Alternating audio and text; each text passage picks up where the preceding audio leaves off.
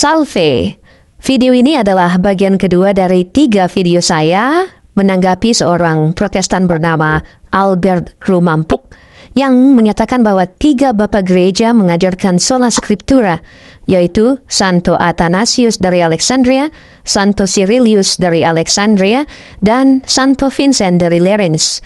Saya sudah membuktikan dalam video bagian pertama bahwa Santo Athanasius tidak mengajarkan sola scriptura.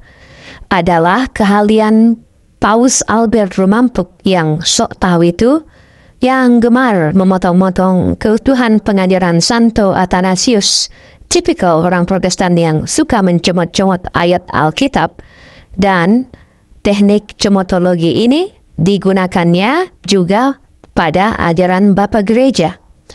Salah besar jika Anda mengutip ajaran Bapak Gereja Om Rumampuk. Para Bapak Gereja itu orang Katolik semua, bosku. Gak ada yang Protestan. Masih jauh. Nah, sekarang pada bagian kedua ini, saya akan membuktikan kebohongan si Paus Albert Rumampuk tentang katanya Santo Cyrilius dari Yerusalem mengajarkan sola scriptura juga. Mari kita bahas.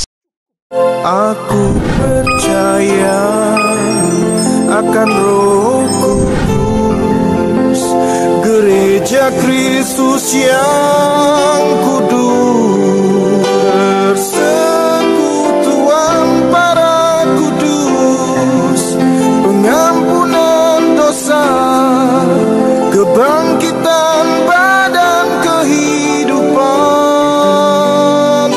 yang kekal.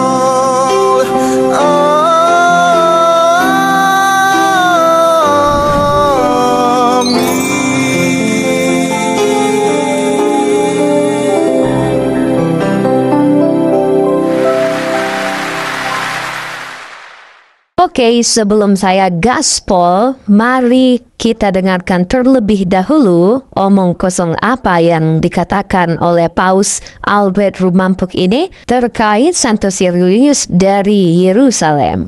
Berikut ini. Lalu yang kedua, Cyrilius dari Yerusalem, juga di abad yang keempat, mengatakan mengenai misteri-misteri yang ilahi dan suci dari iman, bahkan sebuah pernyataan kasual pun tidak seharusnya diutarakan tanpa kitab suci. Sebab keselamatan yang kita percaya itu bergantung pada pertunjukan kitab suci.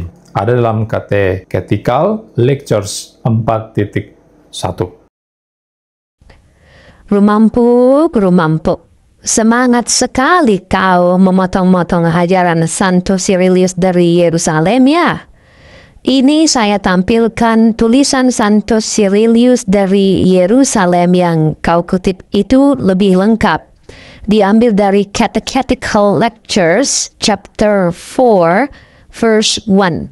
Santo Cyrilius dari Yerusalem.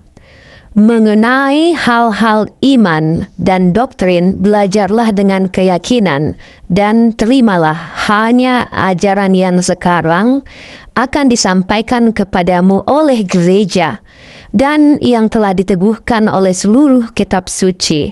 Sebab tidak semua hal harus dipercayai begitu saja, tetapi hanya yang dibuktikan dari kitab suci. Janganlah percaya begitu saja kepada saya, jika saya mengajarkan sesuatu kepada Anda, kecuali saya dapat menunjukkan bukti dari kitab suci tentang hal-hal yang saya ajarkan. Sebab keselamatan kita tidak boleh didasarkan pada pendapat manusia, tetapi pada apa yang diajarkan oleh kitab suci yang ilahi. Catechetical Lectures chapter 4 verse 1. Nah, apakah tulisan Santo Cyrilius ini mendukung sola scriptura? Begini penjelasannya.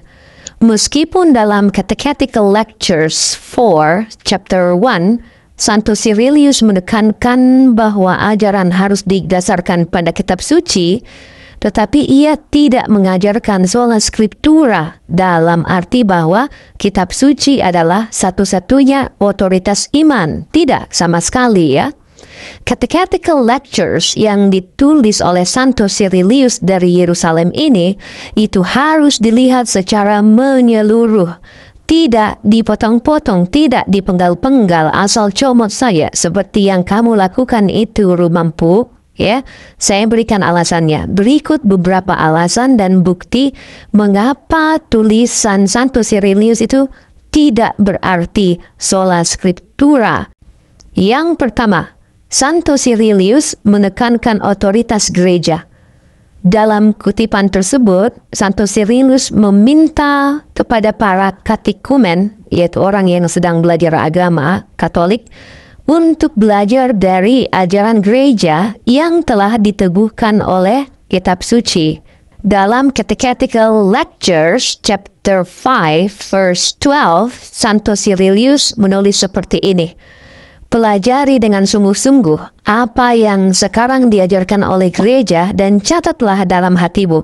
Jangan hanya mengikuti kehendak pribadimu dalam menafsirkan kitab suci, tapi belajarlah dari mereka yang telah dipercayakan dengan ajaran suci.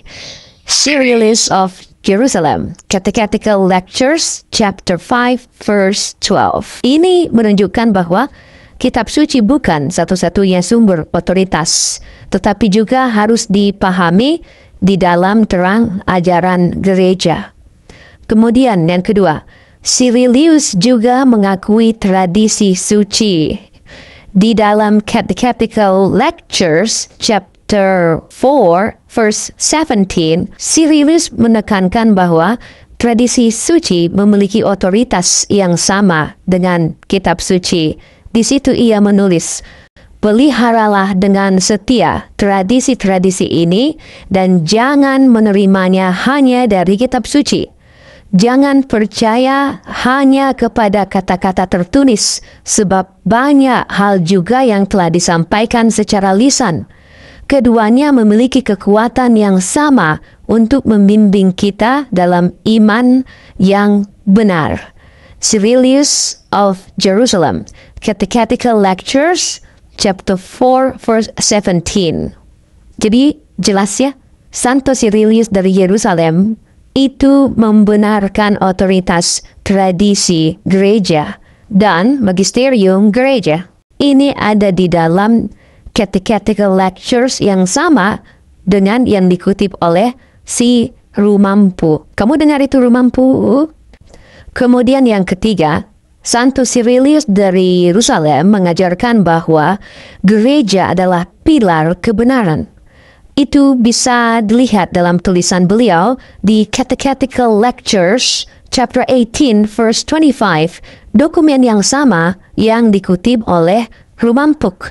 Di situ, Santo Cyrilius berkata, tetaplah berpegang pada ajaran gereja, karena gereja didirikan oleh Kristus dan adalah pilar serta dasar kebenaran. Ini mengacu pada 1 Timotius 3 ayat 15 yang menyatakan bahwa gereja adalah tiang penopang dan dasar kebenaran, bukan kitab suci saja.